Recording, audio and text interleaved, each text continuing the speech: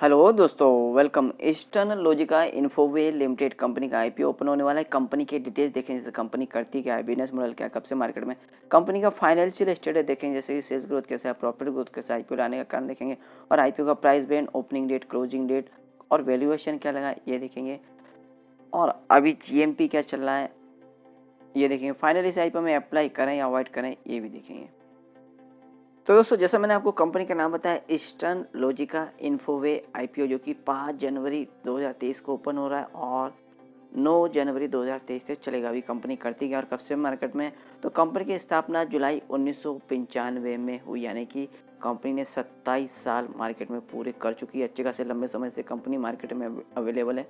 और कंपनी अभी करती क्या है, तो कंपनी यहाँ मल्टी ब्रांड रिटेल और रिटेल सेलिंग में, यानी कि यहाँ पे रिटेल बिजनेस करती है, जो कि डिस्ट्रीब्यूटर भी है company. Branded smartphone, IT hardware, software और एलाइड एसेसरी और इसकी सर्विसेज भी यहाँ पे कंपनी देती है। यानी कि आपने देखा जाए कि जैसा कि स्मार्टफोन हुआ, आईटी सर्विसेज हुआ, आईटी में जो कंप्यूटर में लगने वाले, और जो उसमें और भी सर्विसेज हैं, सॉफ्टवेयर हैं और एलाइड एसेसरी, और भी जो कंप्यूटर के एसेसरीज हैं या फ़ोन के एसेसरीज हैं वो, और उनकी सर्विसेज या दुरुस्ती का काम भी यहाँ कंपनी करती है। अभी कंपनी इसके अलावा नेटवर्किंग और सिक्योरिटी सॉल्यूशन भी यहाँ प्रोवाइड करती है अपने एंड टू एंड कस्टमर्स को। और कंपनी का अच्छे खासे लंबे समय से, 25 साल से भी ज़्यादा समय से मार्केट में यानी इंडिया में प्रेजेंस है।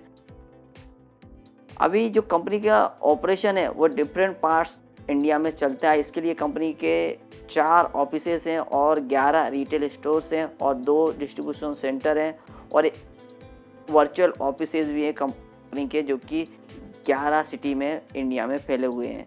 और कंपनी जो अपने अभी ये ऑफिसेज और स्टोर्स वगैरह जो भी हैं वो लीज पे यानी रेंट बेसिस पे लेती है। और जो रिटेल स्टोर हैं कंपनी के मेनली प्राइम लोकेशन पे हैं, जो कि यहाँ पे इजीली लोग आ सकें, एक्सेस हो सके। और कंपनी का चेन सिस्टम भी है, जो अपने डिस्ट्रीब्यूशन है कंपनी का दूसरे कंपनियों को भी यहाँ पे अपने मटेरियल यहाँ कंपनी सप्लाई करती है, जिसमें कि चेन सिस्टम में फर्स्ट कंपनी है Isha communication private limited, Checkers India technology private limited, Balaji solutions limited, Akanksha distributor private limited और Forestia Exim venture private limited. तो ये कंपनी ने चेन सिस्टम भी अपना बना रखा है, जो अपना कंपनी माल लेती है यानी कंपनी से, बड़ी कंपनी से, और खुद यहाँ पे इन जो दूसरी कंपनी इन्हें माल सप्लाई करती है। और कंपनी का जो प्रेजेंस है वेस्ट बंगाल, दिल्ली, हरियाणा, कर्नाटका, तेलंगाना, महाराष्ट्र, गुजरात, तमिलनाडु, अच्छे खासे यानी इंडिया में बहुत से स्टेट में कंपनी का प्रेजेंस है। मेनली यहाँ पे कंपनी का जो बिजनेस है उसको यहाँ कैटेगरी में हम डिवाइड कर सकते हैं। एक तो रिटेल बिजनेस है कंपनी का, जहाँ कंपनी ने खुद के स्टोर वगैरह भी ओपन कर रखे हैं और सर्विसेज भी देती है। सेकंड, और ई कॉमर्स यानी कि ऑनलाइन भी कंपनी का प्लेटफॉर्म है, जैसे कि फ्लिपकार्ट, अमेज़ोन का है, उसके ज़रिए भी कंपनी अपना यहाँ पे प्रोडक्ट सेल करती है। और डिस्ट्रीब्यूशन नेटवर्क भी है, जैसे कि डिस्ट्रीब्यूशन दूसरी कंपनियों को भी यहाँ पे डिस्ट्रीब्यूट करती है अपना मटेरियल। तो ये 4 यहाँ पे कंपनी का कैटेगरी है, इसके तहत कंपनी अपना बिजनेस मॉडल चलाती है।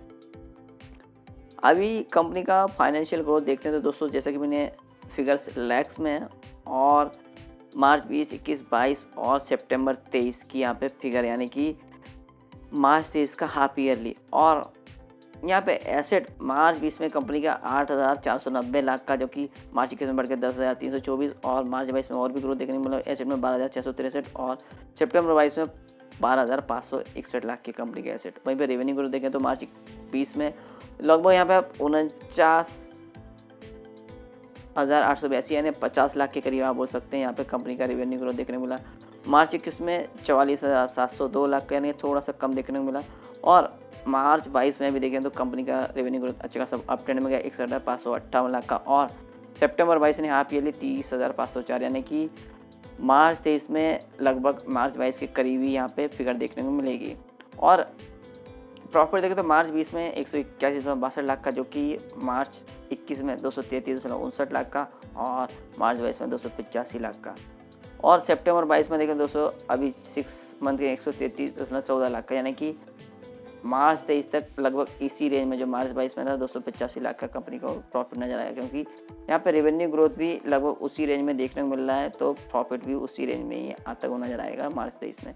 नेटवर्थ देखें तो मार्च 20 में 2,832 लाख का, मार्च 21 में 3,126 और मार्च 22 में 3,470 और सितंबर 2022 3,603 लाख का कंपनी का नेटवर्थ, तो जो कि ईयर ऑन बेसिस पे बढ़ा है। ईयर ऑन सर पर मार्च 20 में 2,622 लाख का, क्योंकि मार्च 21 में बढ़ के 2,911 लाख, मार्च 22 में 3,251 लाख और सितंबर 22 3,384 लाख। तो रिजर्व सरप्लस भी कंपनी के यहाँ पे बढ़े ईयर ऑन बेसिस पे। कर्ज देखें तो कंपनी का मार्च 20 में 2,931 लाख का, जो कि मार्च 21 में बढ़ के 4,413 लाख का और मार्च 22 में और भी यहाँ पे कर्ज में बढ़ोतरी देखने को मिली 5,967 लाख का। पर यहाँ पे सितंबर 22 में देखिए थोड़ा सा यहाँ पे कर्ज कंपनी ने कम किया है, पर लगभग 5,000 से भी अभी भी ज़्यादा है, 5,694 लाख का। तो यानी कंपनी पे अच्छा खासा कर्ज है, पर ओवरऑल देखें कंपनी का यहाँ फाइनेंशियल ठीक ठाक है। पर यहाँ पे दोस्तों एक चीज़ नज़र आ रही है कि कंपनी का रेवेन्यू ग्रोथ वगैरह अच्छा खासा बढ़ा है, पर प्रॉफिट उतना ज़्यादा कोई प्रॉफिट मार्जिन उतना खासा देखने को नहीं मिल रहा है, तो प्रॉफिट पे यहाँ पे थोड़ा प्रेशर देखने को मिल रहा है। अभी IPO लाने का रीज़न तो कंपनी का फंडिंग की ज़रूरत है, वर्किंग कैपिटल रिक्वायरमेंट है, इसका जो पैसा आएगा IPO से उससे वर्किंग कैपिटल का रिक्वायरमेंट का फुलफिल करेगी और जनरल कॉर्पोरेट पर्पस। जैसा कि मैंने आपको बताया जनवरी 5 को IPO ओपन हो रहा है, 9 जनवरी 2023 तक चलेगा। फेस वैल्यू 10 रुपये पर शेयर का है, प्राइस 225 रुपये पर शेयर है और लॉट साइज 600 शेयर्स का है। इशू साइज 1694 करोड़ का, जिसमें फ्रेश 1494 करोड़ और ओपर फॉर सेल 2 करोड़ का है। Issue type fix price issue है, लिस्टिंग BSE एज SME होगा। NII जिसे में HNI कैटेगरी बोलते हैं 50% का अलॉटमेंट रखा गया है और रिटेल कैटेगरी के लिए भी 50% का अलॉटमेंट रखा गया है। कंपनी के प्रमोटर्स में श्री गौरव गोयल जी और श्वेता गोयल जी, ये कंपनी के प्रमोटर्स में। टेंटेटिव टाइम टेबल में 5 जनवरी को IPO ओपन, 9 जनवरी तक चलेगा, 12 जनवरी को अलॉटमेंट होगा और 13 जनवरी को जिन्हें अलॉटमेंट नहीं मिलेगा उनका पैसा रिफंड करना स्टार्ट हो जाएगा और 16 जनवरी को जिन्हें अलॉटमेंट मिलेगा उनके डीमैट अकाउंट में शेयर क्रिएट हो जाएंगे। 17 जनवरी को लिस्टिंग और हम जैसे रिटेल इन्वेस्टर कितने अप्लाई कर सकते हैं, तो मिनिमम 1 लॉट और मैक्सिमम भी 1 लॉट। 1 लॉट में 600 शेयर्स, इसके लिए 1,35,000 अमाउंट इन्वेस्टमेंट मिलेगा। और HNI कैटेगरी में हम 2 लॉट अप्लाई कर सकते हैं, जिसमें 1,200 शेयर्स 2,70,000 अमाउंट इन्वेस्टमेंट मिलेगा। और IPO के पहले प्रमोटर्स का होल्डिंग 100%, IPO के बाद 73.59% होल्डिंग रह जाएगा। और दोस्तों अभी कंपनी के IPO में अप्लाई कर रहे हैं तो कंपनी का एड्रेस हमें पता होना चाहिए। तो यहाँ first floor Saklat place, first floor Kolkata West Bengal का एड्रेस है। Phone number, email ID, website, आप और भी यहाँ कंपनी की डिटेल चेक कर सकते हैं और कुछ ऑर्डर करना है तो ऑर्डर भी कर सकते हैं। रजिस्टर कंपनी का K fintech technology private limited, phone number, email ID, register का वेबसाइट हमें अलॉटमेंट हिस्ट्री चेक करने के लिए उपयोगी पड़ेगा। और फाइनेंशियल देखें यहाँ पे वैल्यूएशन और मार्जिन, तो financial 2022 earning per share 13.24, P ratio 16.99, return on net worth 8.22% और NAV 158.72। तो कंपनी जैसे मैंने आपको फाइनेंशियल बोला यहाँ ठीक ठाक है, पर यहाँ पे कंपनी का थोड़ा कर्ज भी है तो एक नेगेटिव है।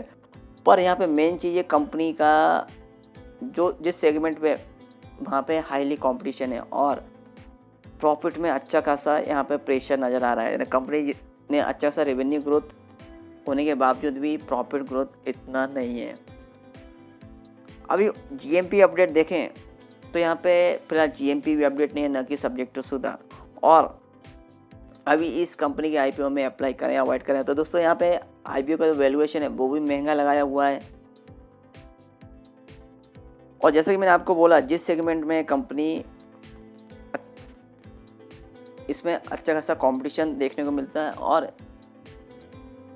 यहाँ पे कंपनी का रेवेन्यू ग्रोथ बढ़ने के बावजूद भी प्रॉफिट में कोई इतना बढ़ोतरी नज़र नहीं आ रही है। तो आगे चल के भी कंपनी के यहाँ पे रेवेन्यू ग्रोथ हुआ और प्रॉफिट दोनों पे यहाँ पे प्रेशर नज़र आता हुआ दिख सकता है और कंपनी पे कर्ज भी बढ़ रहा है।